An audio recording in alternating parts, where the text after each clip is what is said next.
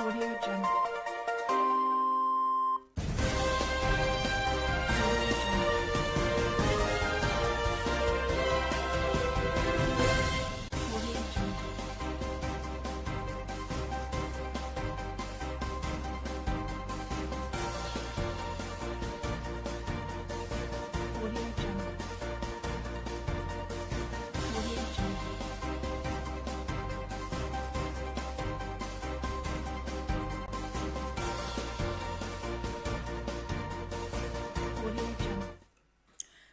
No me no abo apamu ya matiefo nyina ha de bar rejoice or had ba kwa chipo and so emraso esensam wodua etwagu oman mu de dika na dite ya kruchagu nkrata so asemu atuni din se amansan kasiebo ye de ba besomo ene eye ejoda wagefo abosom ne de toso dunso emfimpimienu ene aduenu enum ensam no de adimu akotin bi ene se fumantam so afo onimonyafo charity gardener ena wade to contractor ya RCC no ye yesa dwuma no wanwie enti womra na wameto aso wade afoto akodi ama aban se wanhwe wane a woyare adwumoye de nyina no wonyi wo mu emfie akwantempo no so ne krum.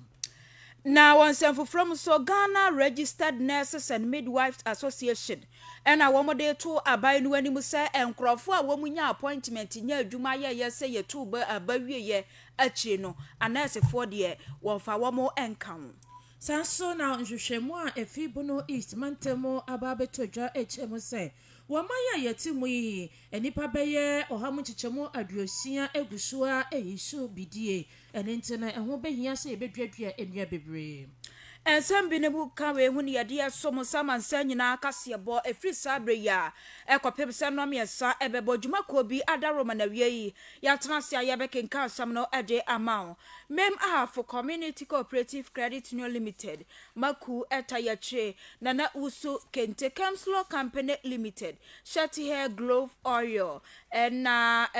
workforce travel and tour limited express healthcare amazing training foundation time herbal mixture MG dental clinic Daniel Vinyosan and Stones company limited and afi etesen herbal center GJ Richie edie eko Facebook na yeso mo eye ANIGYEIBA ABENA AMANKWAH ene OHEMAA TILLEY ya charity ya shaka sebo no ase emfanfi bono east mantem emo na ukopie mo ewo ho a enhwehwemo aba betoja echemo ehye ne Ghana yetimu enipa beye ohamu chichemo aduosia ena yekasa yo mugusu a eso bidie ena afe enso eja hodro ya wo mode enu aduane na eno ye dwumade bi a wodi ye anase wode hyehye so na wo hwe se ene ye behwe na afe nso nua hodro ye twitwa ye sanso etumi edua bi ede ehye na mo se ne beye a ewiemu nsakraye awodro ekoso ede nsonsanso bone ede bre nipa desa ne nyina no watumi so ayi ede afi ho na wo mu chemo ehye ene hwehwemo amaye wo komu wo mu se enframaja abade na nso nipa dodo na na wo mu egusu a wo mu ye de wo mu eso bidie ene eja ene nti no wo man no mu no yaye enhyehyɛ bi ede ato a wo mu chemo se wo mpese wo mu eboa na yeduadua enua awodro bebre ene nti wa sha se wo bohu dawro dendendi ane nyina nso no wo hwe a ehye Ghana ye foto ya eye development fund no ase Ghana Skills Development Fund no aha eho ena wo mo hwe na fe nso de wo mo de asosa dwumadie no ase na sika wonya edi fi ho no eye World Bank for ena wo ma sha sika na wo mo de edi sa dwuma no ane nti wo sha se fi bono East Mantem na afa nso Upper East Mantem ya eye CSI for ena wo ye and into Forestry Research Institute wo Ghana no ena wo edi sa dwuma de edi asi wo ani so na so wo de ahye wo nsa wo di sa dwuma no wo oman Ghana emom and into no wode dwumadie ehyehyɛ so woni ka bie womufo edidi enkomo a edi eda dwumadie no ehye no sesa womo ehwe na fe enso yatoto enwema na woman Ghana ye nua ahodro a yedua anase ye wono ne nyina na atumi aboa na ye manage ne ye na fe enso no ewiem nsakraye nso atumi asipi ede amaye ene nti no panyipa wagina mo ekasa ye no echeche mu owura Professor Emmanuel Opuni Frimpo ena wo cheche mu wa motaye ya wodi edi sa dwumadie no You say bidie a ye consume ewo man we mu no e do so say electricity a say bi edum kane akora na yesu no bidie ni ja ene aduane a ye bedi ne niema ye dija eye no wo oman we mu no e do so be 60% o de compare electricity a e do so say electricity na angasa na sabi yedum kane na yesu no say ye nyeje de be no aduane ofie na ade a ye problems far more than and we mu ya research ehu say Ghana ha no nipa ye depending on eja no more than 60% compared to electricity light na so no e na sebi ye nkura ase edoso nipa ne bebre no miska kro mo de koto sa electricity ne gas ne ma no enti no ye hu be hia se ye de sa nchechi be ko Ghana in secondary schools e hu se ye ha ne o sa advantage dua nche na anyini nti ye nua a ebenyi intermediate ashibidi e de adwuma bebre beba go dua na ye de anye dia utwa na asa utwa bese afefe na asa atwe carbon dioxide de wo wie mu nti eye ade a edimu ene bidie kwa ye export to Enunti wopenya wote ninkai eye deputy director ede CSIR and afensu project leader ede na wote se wono ede sansemi nyina enso ede tudwai eno eche principal research scientist ede ma forestry no eye Dr. Lucy Imisa na wode atudwa woche mo ese sade yi Wamoya ebetumi aboye pa emanipa bebrenso etumi anya ejuma ye afenso etumi ebeboa ye ewiemu nsakraye no na yenso yetumi ama ye ho ahehan ye pa enenti wo besre forestry commission for one wo hwe enuane so ye food and agriculture department no fire service for ekuafo na afenso woni ye wo shibidie nyina na afenso civil society organizations wo man Ghana mo say wo mo fa wo mo di mo bie wo mo kasa say no their school function their ka ho and afenso institutions essential for ka ho bie and ekabie wo mu se ye nyina yemfa yenimdie ya ho ne emfa mbo ase ne be ya enuadua ne sa adwumade a wode asi wo gani sure ebetumi abamu na fe enso yenso no yetumi anya ho mfasode bebre Protect the infrastructure bebre beba ama farmers omo ha isanse beboa na yatete nkorofo kwan wo befa so na wodi ndua no butaya esi enima se wo de be hibidie ana se wo de be eja afa susu se ye be tete mo kwan wo befa so wankasa wo be wezi wo seedlings eni se wo koto bebi ba wa wo betumi aye wade ewo mpetema na wo dan echi na wotumi ekodua ebi wo hokra na seedlings no kwa wa wo betumi aye na waton ni na betumi abre wo sika elime buoma ye kwae na nkasa ye wono so pressure na wo so abafom na ye nyina ye dedie bebre ye di bi shibidie ye jabi ma na wo hono ewie mu no so aye hyehye no boni fe no climate change ni ye betumi abuoma ewie mu na ye hye no aye de abrase sese ano aban eni wo so se kofo ni ejuma ye hu so se mu petem ha no bidie hye ade ankofo e de ye ejuma pa nti se betumi aboa e be yemfa so amobia nti CSIR Forestry Research Institute of Ghana ena eye project no na beboa manfo asese na nkasa enenti ne krakra mu no ena Mr. Dixon Ajay Sechi wono ye bono East Regional Manager Edema Forestry Service Division wo mu chemu say Woodlot Establishment Project no wase eye pa eyade a ebeboa wo mu so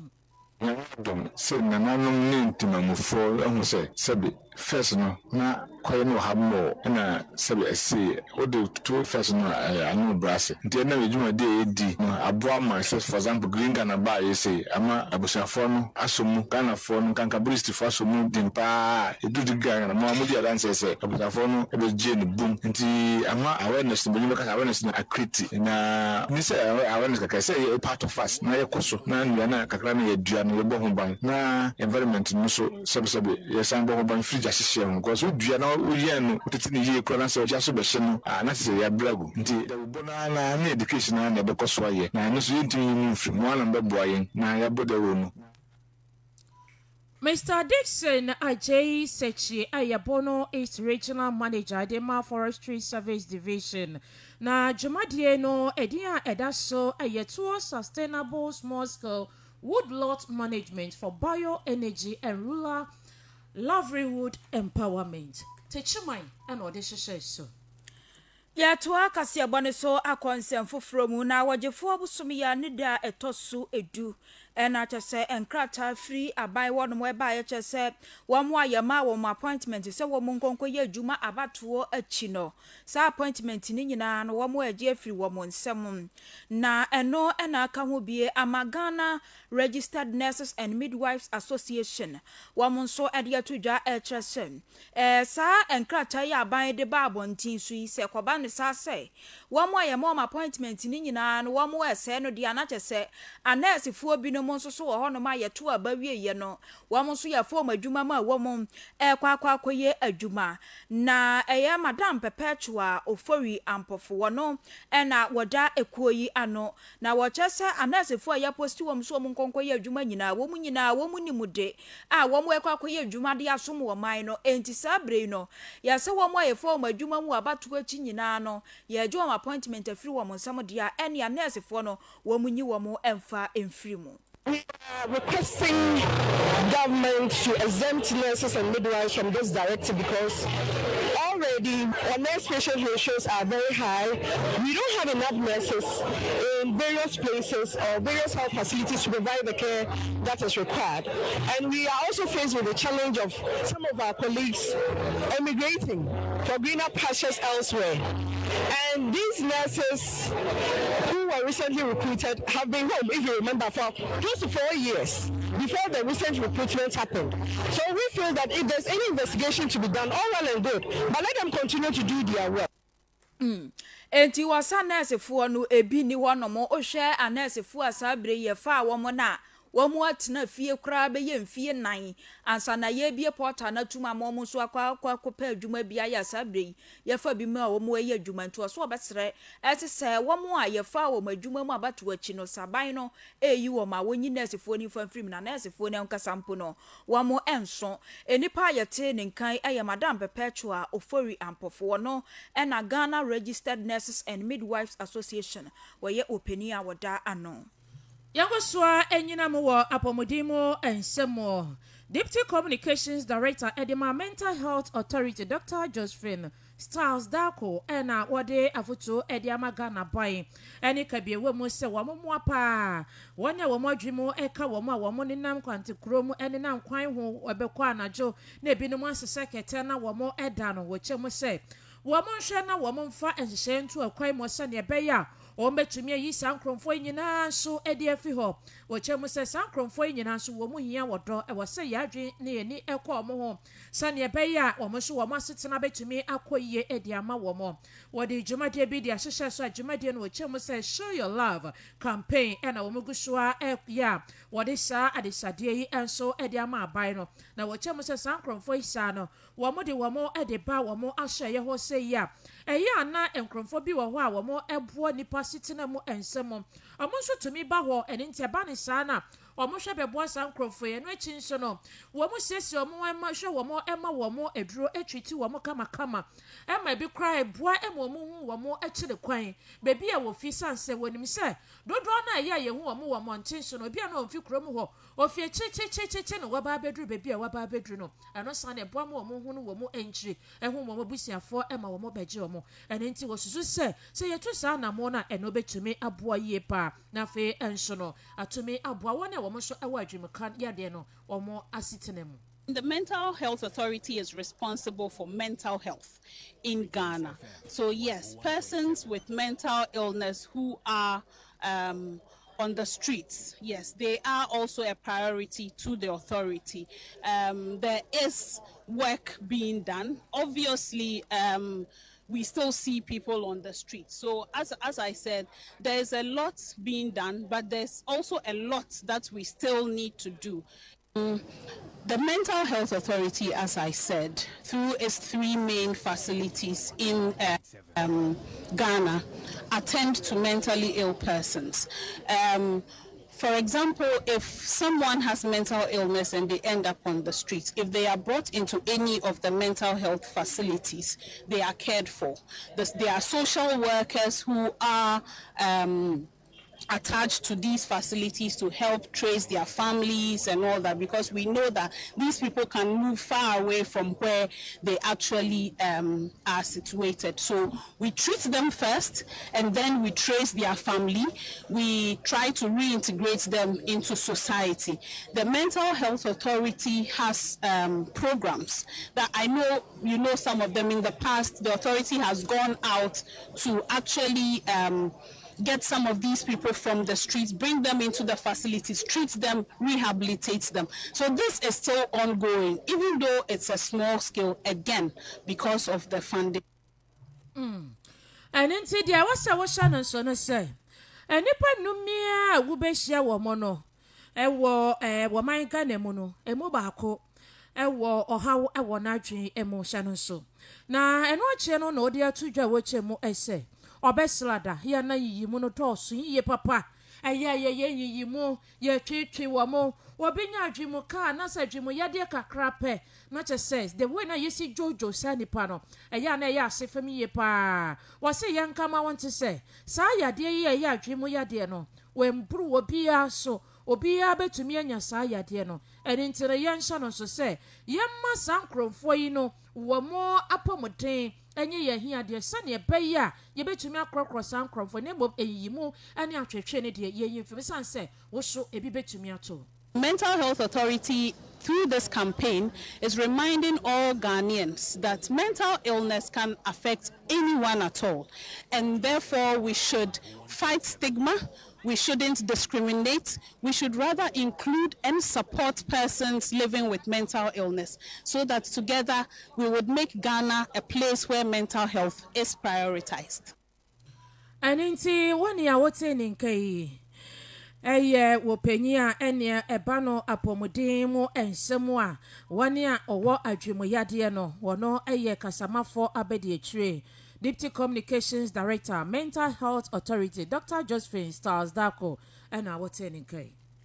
Yabatua Kasiebone so na yafasida ema etesan heba center. Wadebo ho ban heba Mr. Aba natural family planning en kwafan sunsuan so boni bia fambre wuni padua no eboa amawatumi outete wa wontem na finso wabo ho ban ede afri nyinsen bia wompe eho usabuo no ebeba ye afeso ebre bia ube yusu bo ho ban eba mischani bia no na waye ababa wa na ho enso atumi ayefe retire ba wo memu benya bi ato ana safret sanye ba center wo 0246 239 439 0246 239 439 Express Healthcare and so at the Express Garlic Abba Srade dodo ena ewo wini padua ni mu eye asichire yare mojabro so ente shewa obowa anase wo ba won sabo mu a no wadro ene Express Garlic my capsules mo wagina wona so esebe ma abadwuma amayama wamo enti be ma wayemre ewo mpamu no nonom my capsules no ebi ma wo agina wona so ututu enkuma abo honam na ye woja anase wo jonso ententamu a uhia my capsules a free Express Healthcare for ewo God so benya bi woja heba afeso sister Medra store na Linda heba mem holiness chemical large chemical reta heba kukom Prince Asumi Kenya se ja heba mama test KN Asante tepa adumra chemical akrodie Mr Matthew Kasapin Otue Champion Johnson Oben allergic chemical yom so Mr Yeboa for Express Healthcare was 0244 437 881 and 0243 225 542 nana wusu kente enso kente bia wo pe bia no ebi wo no se wo kware na wo kwadwabo bia se uhia kente dia gu trunk ma ni nyina na wusu kente ma wo bi wono anwene kente no entu pesa won customize ma wa wo be ye ne kama ede amount okona na wusu kente shop wo so kente bia wo pe bia bi wo se ombre kente na wo pe plain design dwene si dwene so fatia fata nkroma asase ani abo wo be se wusu kente nwene so obekire o memmanship mu wane community center no na edi animhwe frena na wuso 0544 306475 0544 306475 time heba Mr. And so say a year at 3D. Wanu matuntumi endidi honam yo ya nonom time herbal mixture time HH herbal mixture ne capsules eso sansa gu ba na so be ma ne hom ho ya basabasa wa wonyaro so a wontiapo wo ba won sabuo mu ha wa wojo so ententem nonom time HH herbal mixture ene ne capsules no ebi herbal shop ni pharmacy shop bia mu onsa ebeka bia to 0244 417669 0244 417669 Shati hair growth oil eso utrinwi nom ena ebubu a ema utrinwi na timi afubrom fefefe afeso so se eye eho a ena agi utrinwi no aboso a fa shati hair growth oil no bi efamum utrinwi nso ena atutu se wanimu ena atutu watikọ na atutu a wudi bi efefama eboa ama utrinwi no atimi afuna utrinwi no enso atumi anya ahoden okọ sister hawa store wo pampa so a eben maame ata dokro ne ho na obenya bi ato sa so ena wokọ ememu adwamu ono mo a dada dwamu story building no mu a obenya bi enso ato a na fe Rejoice FM for 0544 128 403 0544 128 403 Daniel Vignon Sand and Stones Company Limited eso se anwea ena wo pe abo abosia Felix ne chepens ni nyina bi wo honomo wodi begu ka mu ade abrɛ ba bibia wo bia wo pe machine so de ayi unsase so a Daniel Vignon ebema wo bi o mem wo be otumfo preparatory school no from Mr Daniel Vignon wo 0249 657077 and 0502 469 294 MG Dental Clinic so say wo se no ena atu na pese wudi bi hyemu wo pese wo hya wo se ni gold and silver braces ice na pese wudi gu se so ne nyina wodi wudwuma wo se ne so na pese wo horo so ma ne ye fita wo horo asia so ewo ho o me mansion mu woni community center no ena edi animhwe from G Dental Clinic 0245 801 971 0245 801 971 Amazing Training Foundation so etra won sanu adwuma wo betro said ye nye emre said ye samina ye bar soap cocoa shower gel antiseptic after wash shampoo said ye nyan enwa ensuomunam enkrante ointment wo betro said ye print t-shirt condemn liquid fertilizer solid fertilizer biodigester moringa shower gel floor cleaner parazone ene de kekam training no wachemu mako enan waye mienu awie aka mienu ya toso me yensa no ebekoso ewo memzongo mozama asore ho no mo a eno eye 21st February ye efie dam afei so 4th training no eye go so parish hall eno so eye memrenda 22nd February eno so ye 7:30 AM to 4:30 PM wabema training manual certificate pen drive ni aduane registration fee near 30 Ghana cedis training fee no 250 Ghana cedis for Amazing Training Foundation was 0244 858 110 and 0538 700 304 Workforce Travel and Tour Limited and so at the encheye agwakwamu di ama wo bia wo pese wo tu kwan or tourist visa and afi working visa so ewo ho se wo pese wo ko Dubai, Qatar, UK, Germany, Ireland, Norway, Finland, Eastern Europe, any de account, say Canada, USA, Australia, New Iceland, Japan, ni nyina so ade obekọ oseme fantu anim se 2026 FIFA World Cup no wo bia wo pese wo fa so bia na wodi tu kwan ekọ Canada na se USA no akwanya ewo ho ede amount ena afei Mexico wo mo manya free emfrihie du wotwe ede ekọ wo ye passport ena afei birth set se wo pe express passport na eno aye 5 days no wa ye de amount se wo birth set de dade a afei so uni birth set nso so a na wotwe miensa na wode aye wo passport no ede amount wo pani a Workforce Travel and Tour Limited wada no eye wo bi a wo suahunu aninimde wo ye immigration consultant eba no akwanto mu nsam de am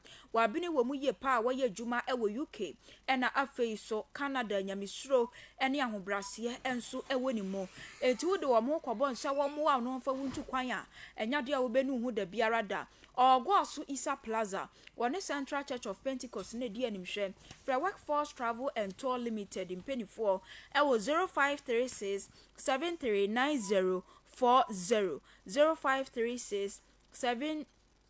0536 739040 240 amansan kasiebo no wasugusu awutie ewo rejoice ohane baako achiripo enso eso yetoa kasiebo ne so na yakọ ensemfufro mu na yeba afumantam wanom afumantam soafo eye wonimunyafo charity gardener na eye for regional coordinating council no ehwonom na wobetena ye adwuma ntie ne ye wode nani ekokọhwe ehwonom ehwe sade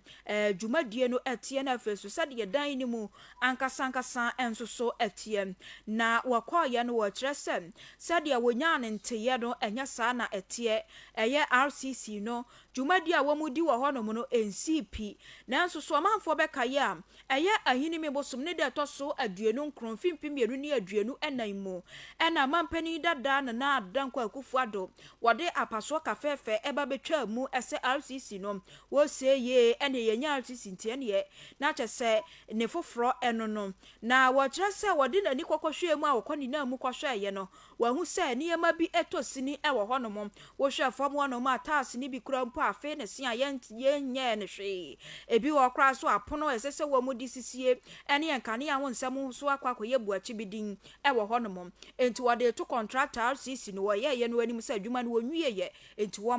mra meto aso yentie onimunyamfo charity gardener say maybe bano minya information ni say yesi new RCC a meba abetinem na mastati medum na no kro ni say me bedru ye no yamfa me anko e de me ko old one ni mu old one ye baby a ya rent a RCC eye adwuma wo nti ene me de to me ho so say me ne me director beba na ya be inspect na ye hu the state a ewo mu nti na ne hu dwuma na mba bedi ye no mba ye na no kwa me ko inside no e me say medru ho na bibi awie sansa ya de a ya commission e be say I think 2 or more than a year ago. Me ben na say ade a commission dey kan ba betinam. So me drum no me hu say adwuma wo ma fittings, electrical works na ade ni na ye nye nti me use this medium, this opportunity na as soon as possible contractor or ye hu adwuma no aba back aba be ye adwuma san say I'm told say ye tua more than half of nisika no ama no nti ye tua more than half ne de na ye wo say otimi ba no be complete say de be ya ye nso betimi aba be ye adwuma ade menti ase ne say ade a ye nwie ye se me wura mu state ai wo mu no na ya commission na te say asefem kakra de minimum say adwuma ye wie a ene commission ye wie so ayetimi commission be sa na NPP aban a atwam kono the media umudi edija ye no the contractor wo oye ho adwuma no ye be call on him say obeba back no aba be wie adwuma no enipa yate ne nkan eya afumantam soafo onimonyafo charity gardener na yamfa sedama Chemslow Company Limited Chemslow Company Limited ede concrete blocks ede aba edwaman so a obetumi enso akwa akotobi na wo de asiwo dan ne kama na enwachi wo iron rods wo cement corridors wasanso ewo into real estate development and afin super consultation obetumi akomo ho or scaffolders a wo mode high na wo mo corridors no wo mo blocks no anase we no wo mo ede 100% corridors and afin so 42.5 gas cement and editwa wo mo blocks no enti mo de ne pa emfa ho ni baby a obesi wo fie no say ye ensuom anase ho ya asasipenten so anase se ne ho tie bia no blocks no wo di sidan na ejina ye pa afren so 6 inches 5 inches pavement blocks na harrow atano wo kumasi na go so kwantempo ne so from 0598988980 0205511 na woni wo mo adi nkomo Nema for community cooperative quality in your makono no also be service account we are what or shares no as minimum as 200 Ghana cedis betumi aba be shareholder wo ho we se bonds mini ye kuma bi and also obetumi akwa kwajibi say your business loans funeral loans school fees loans emergency loans and afi enso no savings awo ye opebo share dia fi mo be ma o ya ni nyina nsimu no eyekuma bi fixed deposit account nso betumi aye abosumi miensa abosumi nsia na afi enso afi oni obetana se ne obekwa kwa yusika na bia ba betoso youth service account betumi ba bie ama wo ma no se ne abaye a wo ma ne da chi nso betumi akoyie everything da wo no kwasi so bedi mfie dun wotwe be youth service account and for na school kono enso ewo ho eheha sanse bedu sambra na wa save bebre mobile money services nso wo ye bi nto pese wo ye mobile money akoho financial council wo be tuufo akchira okwan de osika be ye dwuma so be ba mfaso bebre so service account nso na wa bi a o mobile bank ese wo ho be ba begye sika no so de akwakoto ho e de ama na afen so ope wa de awasumi akwakwaji de akwakwohye wa dwuma mo kenam makoba ye mfie dun wotwe de ko mfie dun kro ni wo boy dwuma yie pa ene nti no pese wo ne o mudi dwuma na wo so aka wo no kre ni nyina no woni ha bia wo motena ekese no e wo memfeteja number 1 kwan no so ne anti bi choba na die ni mo hwe go so wo go so run about Methodist Story Building ni mo ne Republic Bank Limited ne die ni mo hwe afen so kasapi Jom Story Building ni mo ya wo ne station ne die ni mo hwe bedi ako taxi station bedi ako kasapi kwan no so Dominance Jom Dominance kasapi kwan no so Samson abitre obenwo mo e wo bitwe nyankamaku Jom for 0248 556667 0248 na woni wo mo edi nkomo kasebo no esi DJ Richie ediye ko Facebook yasa yesomo eye anigye ba